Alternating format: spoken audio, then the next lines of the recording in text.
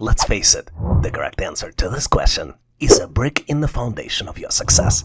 Build confidently as you're constructing a monument of achievement. You need to select the answer that best describes you to the following statement. I am more productive when I don't have to take risks as part of my job. And you're presented with 7 possible choices. Choice A, strongly disagree. Choice B, disagree. Choice C, somewhat disagree. Choice D, not sure. Choice E, somewhat agree. Choice F, agree. And last but not least, choice G, strongly agree. Do you think you've encountered a tough one? Rest assured, you are not alone in this path. And I can't agree more. But regardless of your experience in problem solving, I believe in your abilities. Pause for a moment, harness your creativity, and let's face this challenge together. The answer is just waiting for your insightful touch.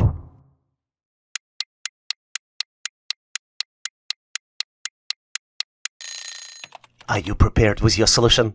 I am curious to compare notes. Let's move forward and share our answers. To answer this question correctly, let's first understand what are we being asked. There are 3 important considerations here. Number 1 is that employers value individuals who demonstrate willingness to take calculated risk as it shows initiative, innovation, and a proactive approach to problem solving. In fact, nowadays, companies are very interested in the candidate's ability to make informed decisions, particularly when it comes to assessing risks and weighting potential outcomes. Correct response to this question should suggest that the candidate is capable of making strategic decisions that may lead to productivity gains and positive outcomes for the organization. In fact, there are 4 important qualities assessed in this question: your problem-solving abilities, your levels and tolerance for innovation and creativity, your adaptability and resilience, and your strategic thinking.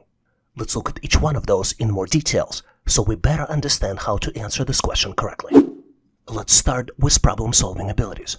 Taking calculated risks often requires problem-solving skills to assess potential challenges and develop strategies to mitigate risks. Candidates who demonstrate a willingness to take calculated risks may also exhibit strong problem-solving abilities, enabling them to overcome obstacles and drive productivity in their roles. You might be surprised how indirectly this question assesses your innovation and creativity. In fact, candidates who are open to taking calculated risks may possess a creative and innovative mindset. These candidates may be more inclined to explore new ideas, approaches, and solutions to challenges, which can lead to increased productivity and innovation within the workplace. Based on your answer, employers can also determine your levels of adaptability and resilience. In fact, candidates who are comfortable with taking calculated risks may demonstrate greater adaptability and resilience in face of uncertainty. They may be more willing to embrace change, navigate challenges, and persevere in pursuit of productivity and success. Strategic thinking, which is also assessed as part of this question, is a big item on the list of employers. Taking calculated risks requires strategic thinking and an ability to anticipate potential outcomes and consequences. And candidates who exhibit a willingness to take calculated risks may possess strong strategic thinking skills, enabling them to make informed decisions that align with organization goals and objectives. In summary, this simple question main focus is to measure your decision-making skills. But in addition, employer is trying to determine your levels of innovation, creativity, problem-solving, adaptability, resilience, and strategic thinking. In fact, this question measures your open-mindedness and comfort around trying new things. The correct answer depends on specifics of the job. A candidate who is more open-minded and demonstrate a willingness to take calculated risks may be perceived as more effective. Let me leave you with the sample answer if you face this question in a job interview. As a candidate, I recognize that productivity is essential in my role, and I strive to maintain high levels of efficiency in my work. However, I disagree with the statement that I am more productive when I don't have to take calculated risks. While stability and predictability are valuable, I believe that taking calculated risks can lead to innovation growth and breakthroughs in performance. By disagreeing with the statement, I aim to convey my willingness to step outside of my comfort zone, embrace challenges, and explore new opportunities that may enhance productivity and contribute to the success of the organization. My approach is carefully evaluate risks, make informed decisions, and leverage opportunities to drive positive outcomes, ultimately maximizing productivity and achieving goals effectively. With this answer, I believe the correct answer to this question is choice B, disagree. Are you in agreement with me? If you're not, please make sure to share your answer and your suggestions in comments. A lot of times during the test, you might be presented with very uncomfortable situation to determine how you would behave. This is one of those test questions. You got promoted to the manager role that your colleague at work was also hoping for. Now things are awkward between you two. You want to keep the relationship going, but your colleague is not speaking to you outside of the required communications during the team meetings. You have 5 choices to select all that apply in order. Choice A, apologize for the fact that you were promoted over your colleague. Choice B, ask your colleague about her career aspirations. Choice C, schedule a meeting to discuss your colleague's feelings. Choice D, stay professional. Choice E, prepare the 30-day action plan as a manager of the department. Take a close look, maybe pause this video, give yourself 10 to 15, maybe 20 seconds to see if you can come up with the answer. Are you ready? I am moving forward to share with you my version of the solution, and obviously if you have a better way to solve it, please make sure to post in comments. I think this question is about demonstrating leadership at the higher level of job responsibilities. Let's take a close look. I think you cannot control other people's reactions to your promotion. Typically, the best candidate gets selected for the promotion if there is a competition within the department. Because of this, you should not feel bad that you were selected for the job, and instead of focusing on colleagues' feelings, you should focus on common goal of making department and the company move forward in the marketplace. I think your colleagues' reactions described in this question might be called stonewalling, which is one of the ways to demonstrate defensive behavior. Stonewalling means that the person shuts down when feelings are overwhelming during a conflict. Instead of looking inside and finding opportunities to get better and look forward at this experience as potential opportunity, especially when they can't do anything about the changed environment, and they find the blame in another person and mentally justify their behavior. Here are some recommended steps how you can respond as a leader in your department. You should not feel bad about what happened. You were selected for a promotion for a reason, and there is nothing to apologize for. Number 2, you should be empathetic, but do not try to please your colleague. Number 3, you should focus on the common goals for the department. You should build a plan to move forward, be a change agent, address all the issues that you've learned about when you were a peer with your colleague, and you should lead by example. Let's look at the key traits assessed in this question. I think the essential traits that are being assessed are empathy, leading by example, and genuinely try to help others. There are also some red flags that this question is trying to look for. For example, feeling guilty and focusing on feelings instead of work deliverables. Based on this, I think that the least recommended choices in order would be choices A and C. Choice A, apologizing for the fact that you were promoted over your friend, and choice C, schedule a meeting to discuss your colleague's feelings. I would say that the most recommended answers would be choices D, E, and B. I think staying strong and maintaining professional behavior is always a good strategy, which gains you respect from peers, management, and company's customers. Instead of focusing on feelings of another person, you should focus on common goals for the department to advance your organization, and do it by building an action plan. At the same time, you should genuinely try to help your colleague to advance and ask her about her career aspirations.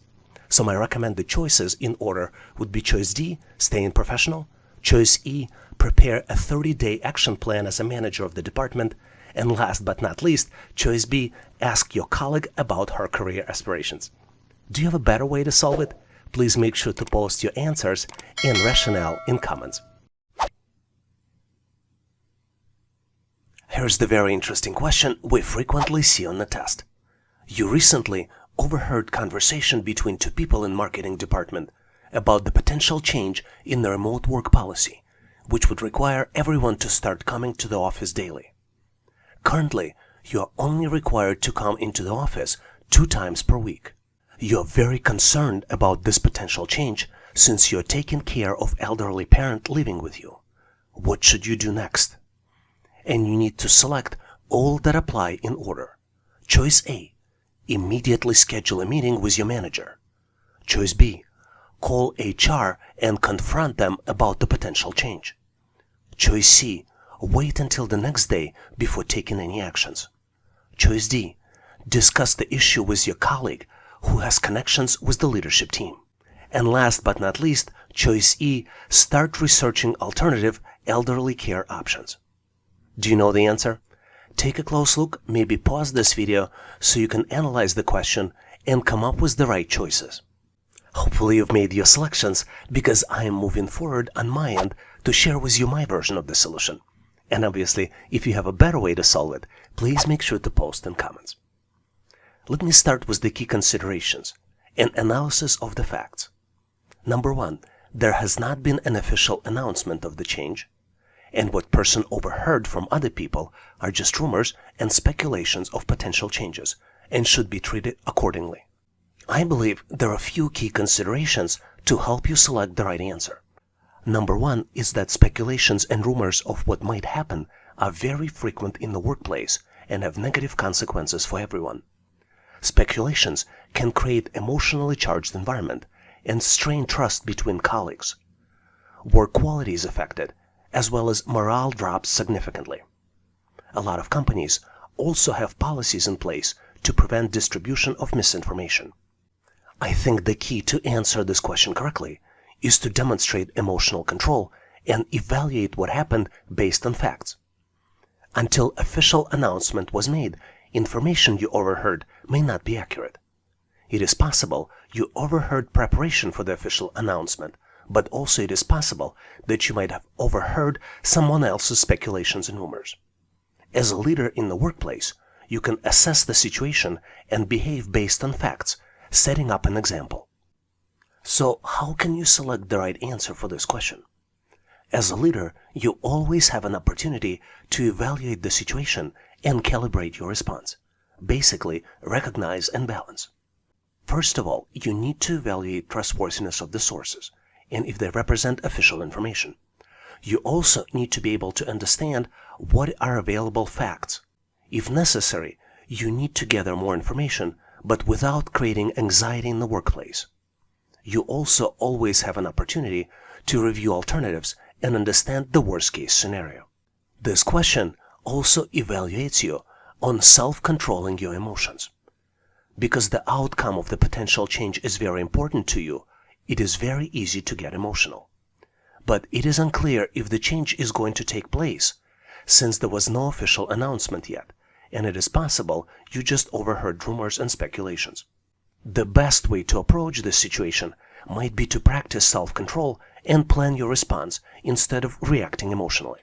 Considering all this, let's look at how to develop a better self-control because it is very important in answering this question. To better control your emotion, you need to pause to understand what just happened. Some experts recommend pause for 24 hours or longer.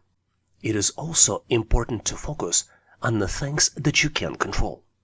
In case potential change is implemented, how bad is it going to be? A lot of times the worst case scenario is not catastrophic.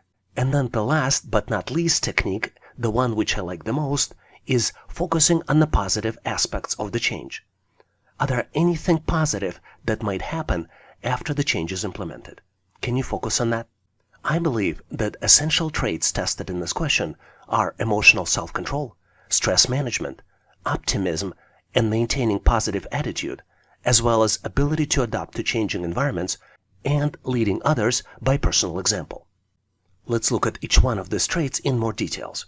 Self-control is the ability to navigate through difficult situations without losing the focus. Your ability to maintain anxiety allows you to manage your stress and control impulses and monitor and self-assess your emotions. Positivity in the workplace is contagious, and optimistic leaders are able to pursue goals even when they're faced with a lot of obstacles. Change is an essential part of the workplace, and leaders that are able to adapt to the change quickly and remain flexible in the changing environment make better decisions, and more valuable to the organizations. I also believe that based on your responses, this question can uncover some red flags in your thought process. Those red flags might be impulsiveness in responses, inability to differentiate facts from rumors and speculations, and creating a drama in the workplace. Some leaders think that time is of the essence, and they believe that they need to move quickly to respond, instead of evaluating the facts and gathering more information. Impulsive behavior typically limits analysis of the information before acting and makes people act without thinking about the consequences. Most of the time, people that demonstrate impulsive behavior, as well as people that do not know how to handle emotionally charged situations, create drama in the workplace. Based on this, I believe choices A, B, D, and E are the choices to avoid. Choice A: immediately schedule a meeting with your manager.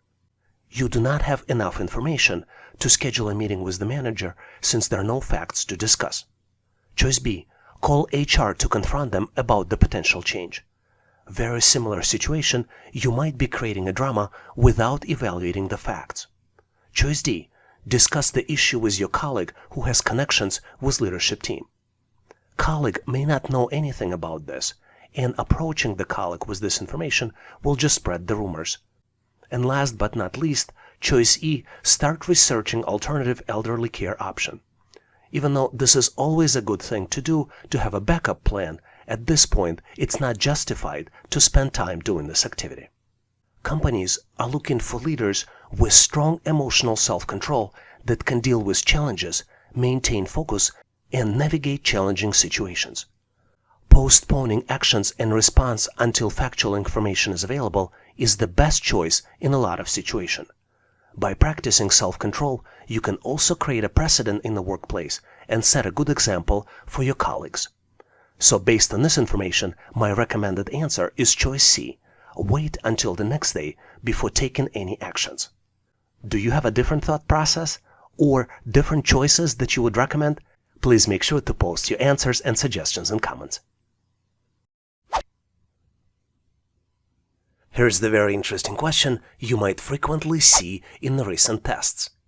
During virtual meeting, one of the participants is actively consuming lunch, which creates a lot of frustration for you since you can't concentrate.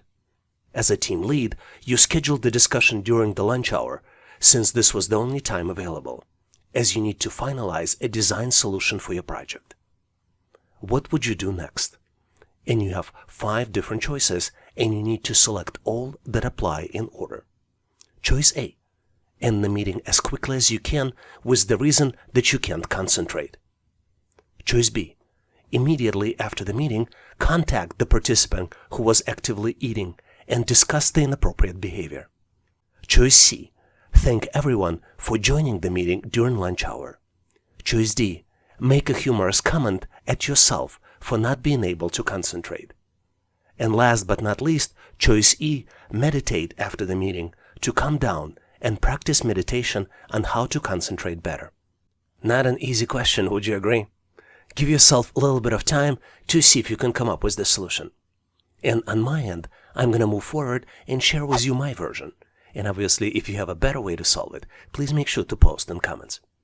When sharing with you my answer, I need to acknowledge that everyone is different, and your choices for this particular question might be different as well. What's interesting is that this question doesn't have a single obvious answer and is designed to test your particular personality. Multiple complex aspects of personality and leadership are tested in this question.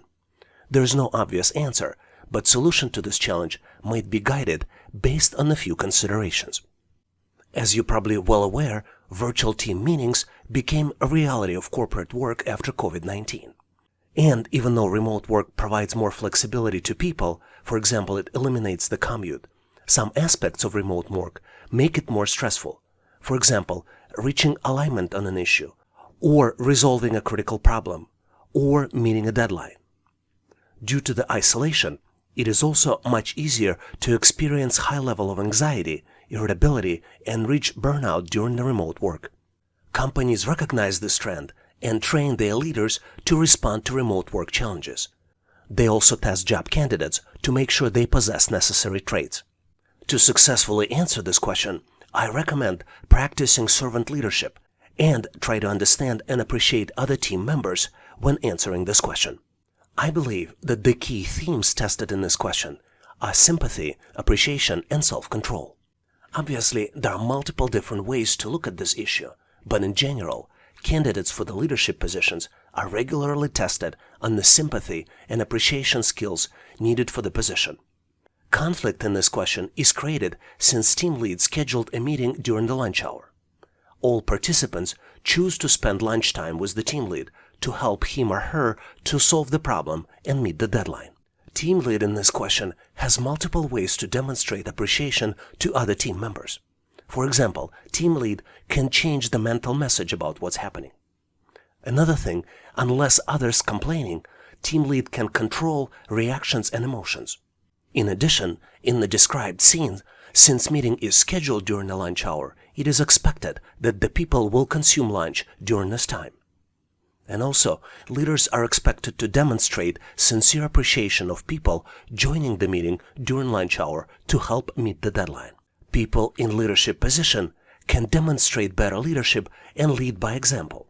Some behaviors, though, might be considered non-professional. For example, abruptly ending the meeting for no reason or non-justified reason. Another thing, creating a drama and contacting an employee to discuss perceived inappropriate behavior. Team lead may not know what else is going on in this person's life, and giving somebody a benefit of the doubt might be a good guide for the next step. Some things for seasonal leader to consider might be what else is going on in this person's life. Maybe team member doesn't have any other reasonable options to eat lunch due to the schedule conflicts. Or maybe a person is stressed out or burned out, and contacting the person would be the last straw to start a fire. Just because of the positional power team lead can do something doesn't mean that he or she should do it. Key traits that are tested in this question are sympathy, appreciation, self-control, humility, and benefit of the doubt. In remote work environment, it is especially easy to make a mistake, misjudge someone, lose temper, and misunderstand the situation. Also, depending on your own internal level of stress, it might be hard to practice self-control. Also, using your positional power as a team lead to dictate your, in quotes, unreasonable way of doing things may lead to team's disengagement. In remote work environment, it is especially hard to know what else is going on in team members' life, and it is very easy to misjudge and make a mistake. I believe that the red flags this question is looking for is lack of appreciation for team members, mismanagement of anger and frustration, and unreasonable and unjustified use of positional power. And here's why these traits are red flags. Leaders who acknowledge and appreciate their team members will have a happier and more motivated workforce. It's important for people leader to be able to balance their emotions and practice self-control. Sometimes using positional power is justified, but it is unwise for a leader to create a conflict and lose control based on the fact that someone is consuming lunch during the lunch hour scheduled meeting. In addition, also making a humorous comment about yourself and acknowledging an individual personal issue can a lot of times discharge tense situation. Based on all of this information, the least recommended answers might be choices A and B. Choice A, ending the meeting as quickly as you can with the reason that you can't concentrate, may not be a good choice. And choice B, immediately after the meeting, contacting the participant who was actively eating and discuss the inappropriate behavior, may be unreasonable and unjustified use of positional power. Considering sympathy, appreciation, self-control, humility, and benefit of the doubt being essential traits for a good leader, I would recommend choices C, D, and E being the most recommended answers. The goal of a leader is to demonstrate servant leadership, appreciate everyone joining the meeting, and focus on the end goal for the discussion, which is finalized design for the solution. Based on this, my recommended answers are in order. Choice C, thank everyone for joining the meeting during lunch hour. Choice D, make a humorous comment at yourself for not being able to concentrate. And last but not least, choice E, continue improving yourself and meditate after the meeting to calm down and practice meditation on how to concentrate better. Do you have any other suggestions? Please make sure to post them in comments. Here's a very interesting question, variation of which we frequently see on the test. You clicked on the link in the phishing simulation email. Fortunately for you, it was just a test. During lunch, though, your colleagues are discussing and sharing how they all recognize the phishing email. What would you do? And you're presented with multiple choices that you need to select in order. Choice A. Listen to the rationale and observe behavior of your colleagues. Choice B. Stay strong. It is an informal lunch and you're not required to share anything. Choice C. Share the details of what happened with you and ask for an advice. And last but not least, choice D. Make a joke about your own mistake. Not an easy question, don't you think? Maybe pause this video to see if you need more time to reread the question and come up with the best possible answers. And on my end, I am moving forward to share with you my version of the solution. And obviously, if you have a better ideas and better way to solve it, please make sure to post your answer and rationale in comments.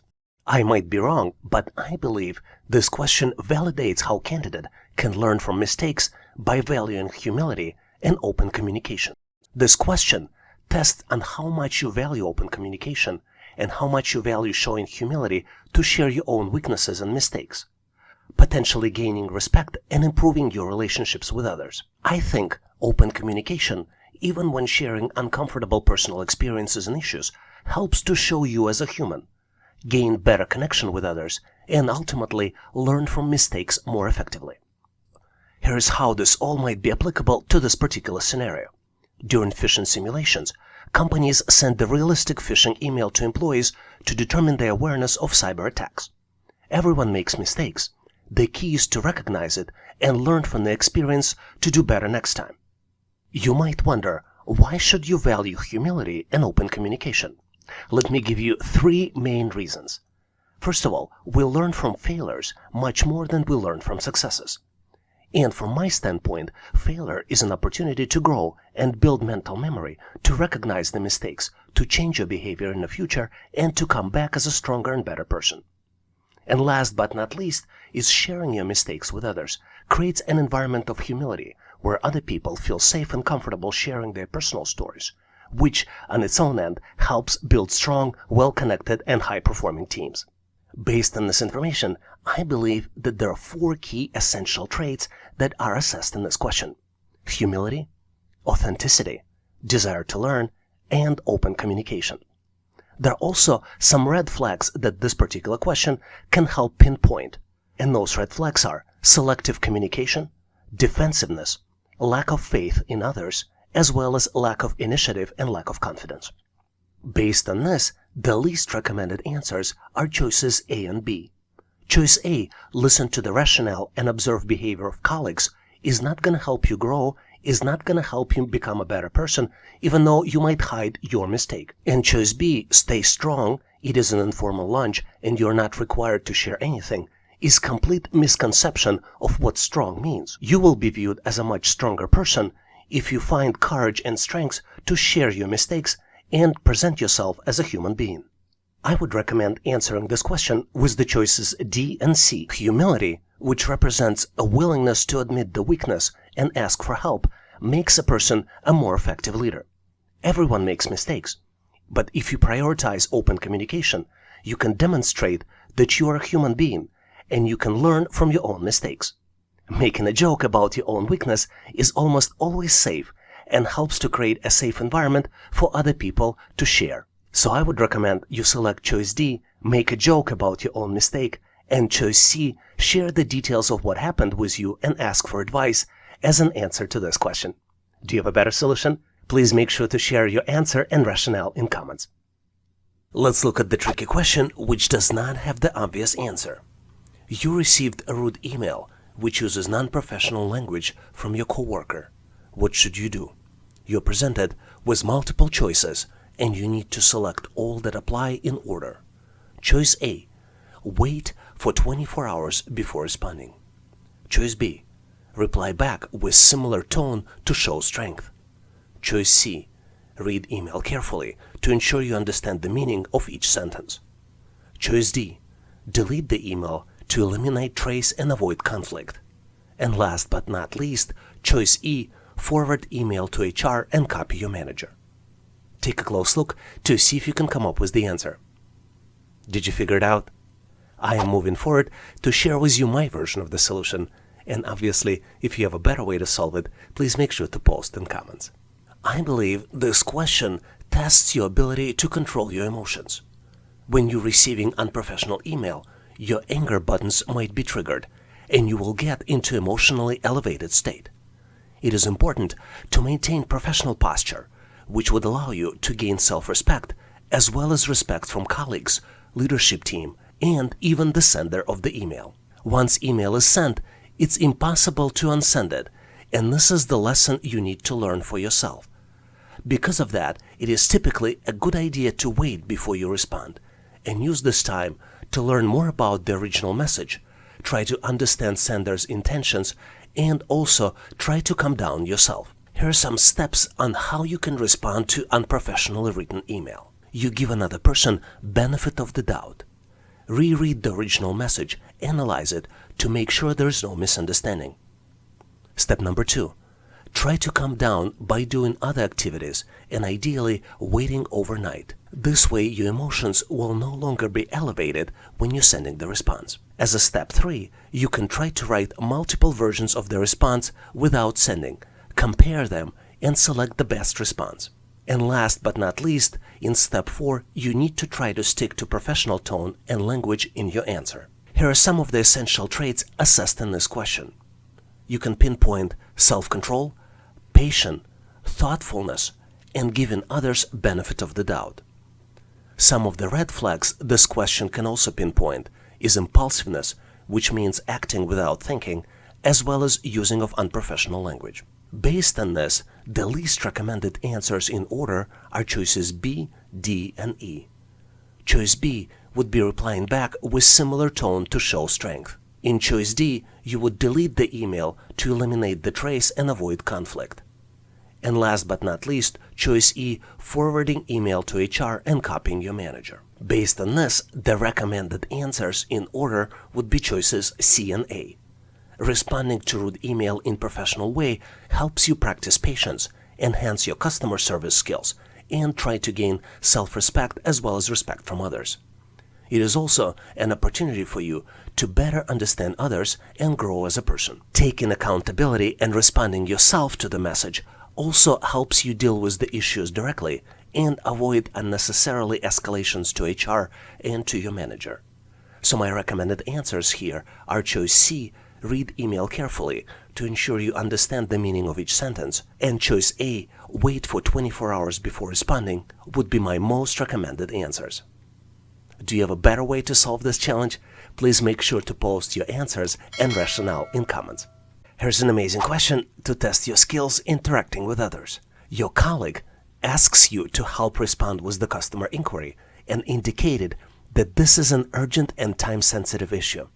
You're currently working on a project with the tight deadline, and remember that when you asked colleague to help you with the project tasks earlier, you didn't receive any help. What should you do? And you're presented with 5 choices from which you need to select all that apply in order. Choice A, learn to say no. Explain that because you're working on a tight deadline project, you don't want to waste any time. Choice B, try to help as much as you can. Choice C, have a conversation with your colleague after your project is completed. Choice D, try to be respectful and understand another person's point of view. And last but not least is choice E, escalate the issue to your manager. Take a close look to see what would you choose on the real test as an answers for yourself. And on my end, I am moving forward to share with you my version of the solution.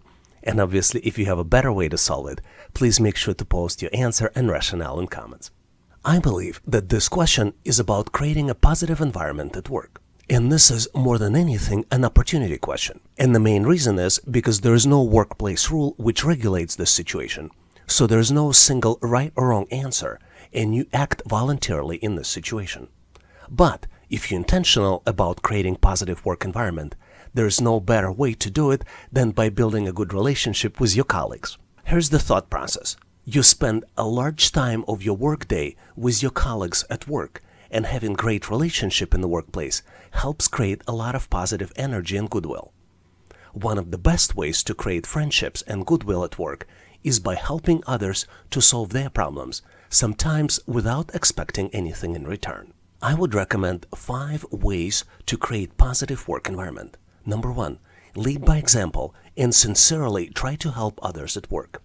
Number 2, be willing to do things that fall outside of your job description. Number 3, provide energy to colleagues around you by encouraging and supporting them. Number 4, assume positive intentions and trust your colleagues. And last but not least, number 5, take pride in the company vision and do what is best for the company and clients. Let's see how those principles can be used to answer this question. Let's first look at essential traits. The key essential traits tested in this question are taking initiative, team orientation, developing your colleagues, as well as leading by examples. There are also 4 red flags that can be pointed based on your answers. They are defensiveness, lack of goodwill, unnecessary escalation, and creating a drama in the workplace. Based on this, the least recommended answers in order would be choices A and E. Choice A, learn to say no. Explain that because you're working on a tight deadline project, you cannot waste any time. If you think of helping others as wasting your time, you will not get any positive emotions in their mind, and you will not get any brownie points from them. Choice E, escalating the issue with your manager, will show that instead of building relationships at work, you're more interested in creating drama in the workplace. Based on this, I recommend choices B, C, and D. You always have an opportunity to show goodwill and take a first step to build a good relationship. And there's no better way to build friendships and create positive work environment than by leading by example and helping others to solve their problems, sometimes doing it without expecting anything in return.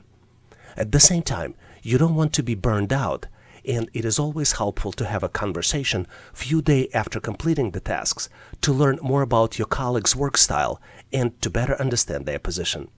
Based on this, my recommended answers are in order. Choice B, try to help as much as you can. Choice C, have a conversation with your colleague after your project is completed. And last but not least, choice D, try to be helpful and understand other person's point of view. Do you have a better way to solve it? Please make sure to post your answer and rationale in comments.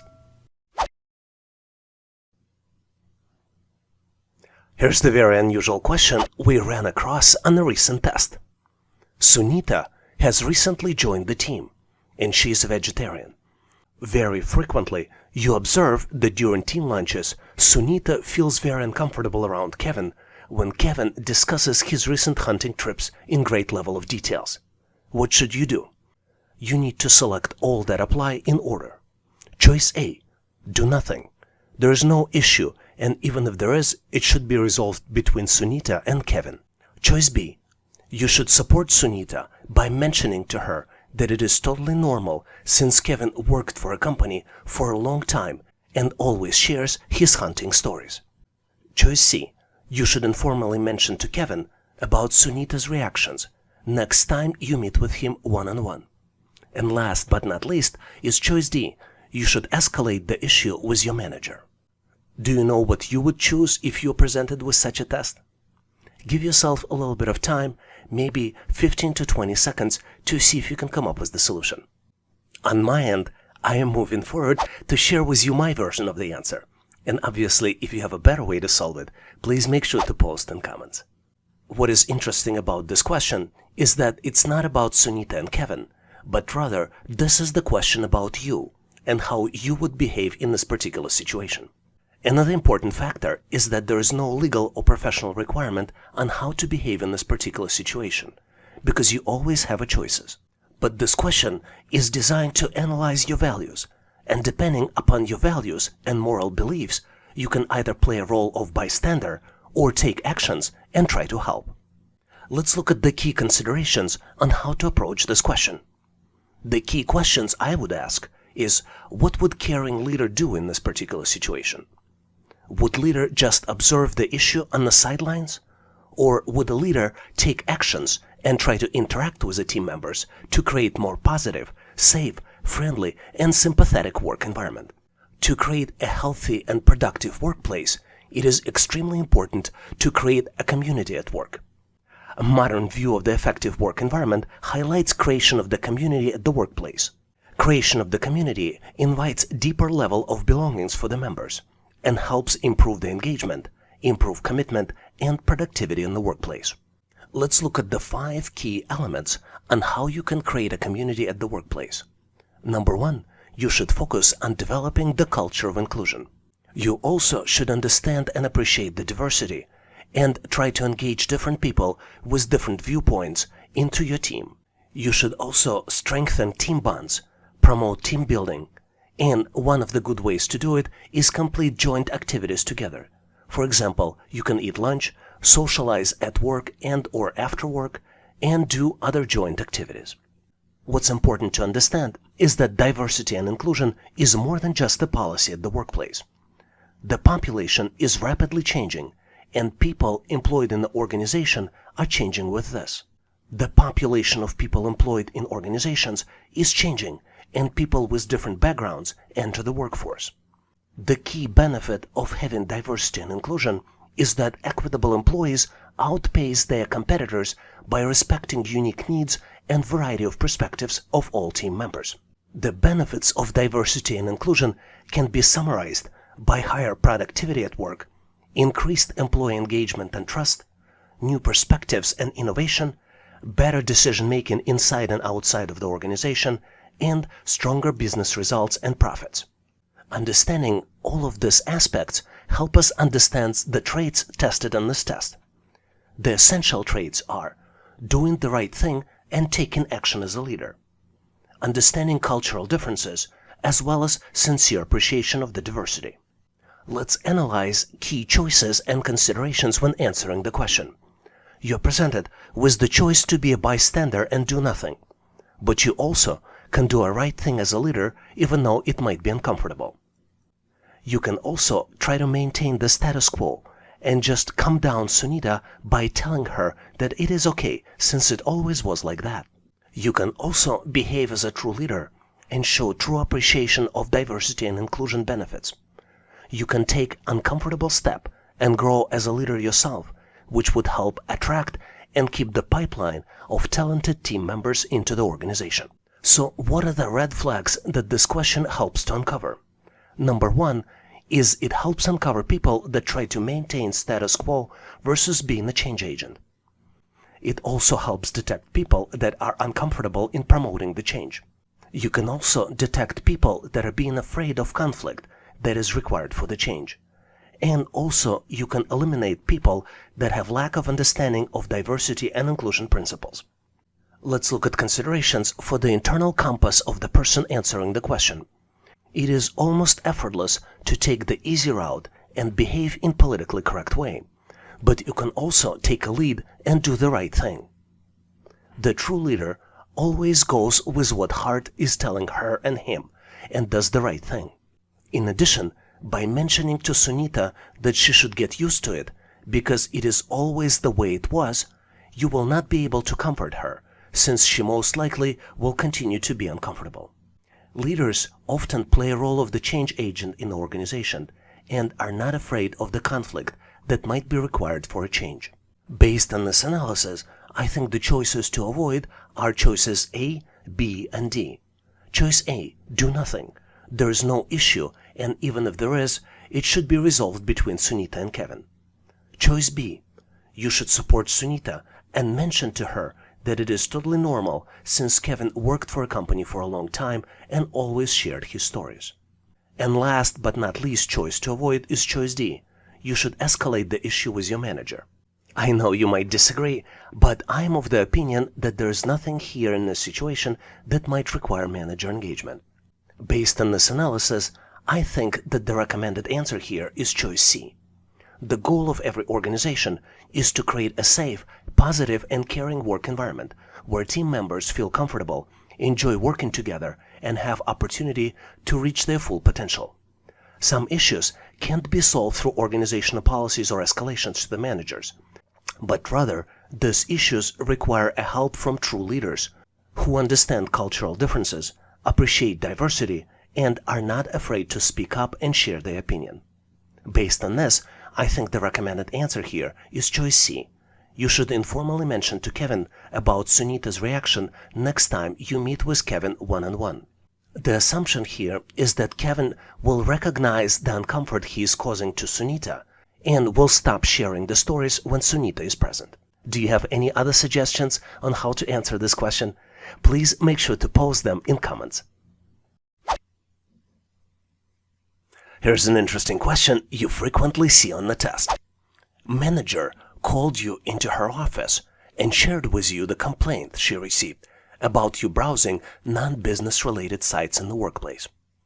You did use company's equipment to download some materials from the internet recently. What will you do next? And you need to select all that apply in order. Choice A.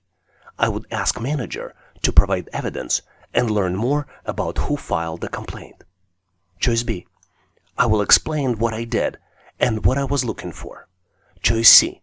I would apologize. Choice D. I would take responsibility for my actions. Take a close look, maybe pause this video for 10 to 15 seconds to see if you can come up with the solution. Ready or not, I am moving forward to share with you my version, and obviously, if you have a better way to solve it, please make sure to post in comments. What's interesting about this question is that this particular one doesn't have a single obvious answer. There are multiple complex aspects that are tested in this question. And even though there is no obvious answer to this challenge, the solution might be guided based on the listed considerations. Let's look at each one of them. The first one is that organizations monitor computer use and corporate network activities. Companies have full legal right to monitor email as well as the sites employees go to. Companies discourage personal use of the computers by employees for many different reasons. And there are special policies on accessing inappropriate content using company's equipment. The tricky part of this question is that this particular one tests candidates' knowledge and understanding of these policies, and more importantly, how candidate would behave under the circumstances. Let's look at the personal use of the business equipment first. Companies typically provide computers for use to their employees, but there are a lot of challenges with personal use of the business equipment. There are also consequences for using it to conduct inappropriate business activities. So, what are the typical personal uses of companies' computers? We can list 5 main categories: make online purchases, send personal email, playing games on company's computer, downloading non-work related materials, and downloading and installing non-work related software. There are typically special policies for inappropriate content on business computers. And inappropriate or unauthorized content can be grouped into 5 main categories. Number 1, content promoting hate based on race, religion, disability, sexual preference, and etc. Content promoting violent extremism, sexually explicit content, real or simulated violence, as well as, last but not least, pirated software, which is the software you don't have legal license for. This question is very challenging because there is no one certain answer, but there are some important considerations if you look at the question definition. Number 1, there is certainly a possibility for mistake and misunderstanding here, but if manager called employee for a discussion, there was probably enough evidence of wrongdoing that has been collected. Number 2, since organizations own the equipment and network access, company has full legal right to monitor the employee. Understanding policies before accessing content should guide employee decisions. And last but not least is that inappropriate access can be detected by computer monitoring tools as well as reported by coworker. I believe in this particular question, candidate is tested on 4 essential traits: honesty, trustworthiness, professional behavior, and in compliance with company policies. This question only implies that employee downloaded content and doesn't indicate if the content was appropriate or not. It only shows non-business related sites in the workplace, which does not necessarily indicate an inappropriate content. Another important consideration is that there is always a possibility for a mistake and misunderstanding, like with everything in life. Role of an employee here is to provide facts and support the investigation. And the best strategy is to know the policies before using company's equipment and to follow those policies. Based on the listed answers, there are certain red flags that employees tested for. Number 1, employee becoming defensive. Number 2, attempts to hide what happened. And number 3, attempts for revenge with someone who reported the employee. Based on these red flags, I think the least recommended answer is choice A. I would ask manager to provide evidence and learn more about who filed the complaint. And here's my recommendation for the most recommended answer. I believe that the goal here in this question to demonstrate leadership and take responsibility for your actions. And this is true not just in question, but in life as well. If you did something unknowingly, not knowing if it is prohibited by the policy, it is always a good idea to apologize. So my recommended answers in order are choice D, I would take responsibility for my actions. Choice B, explained what I did and what I was looking for. And then last but not least, choice C, I would apologize. Do you have a better solution for this question? Please make sure to post your answers as well as thought process in comments. Thanks for watching. I really appreciate you for helping us to become one of the largest YouTube channels to help people become smarter, increase your IQ, and to pass any test. If the content of this video was helpful, please make sure to click the like button to help YouTube algorithm promote this video and help other people to find it faster. Giving us a like is also a way for you to tell us that you need more content like this, and when you tell us, we will deliver it for you in the future. For links to free and premium resources, please check the description and comments of this video. You can also go directly to our website, howtoanalyzedata.net, to download the materials related to this topic. I really appreciate your endorsement, support, and patronage of this channel. And thank you for considering to become a member and considering to subscribe. Please leave feedback, suggestions, or corrections in comments. And all the best on your journey. I'll see you in my next video.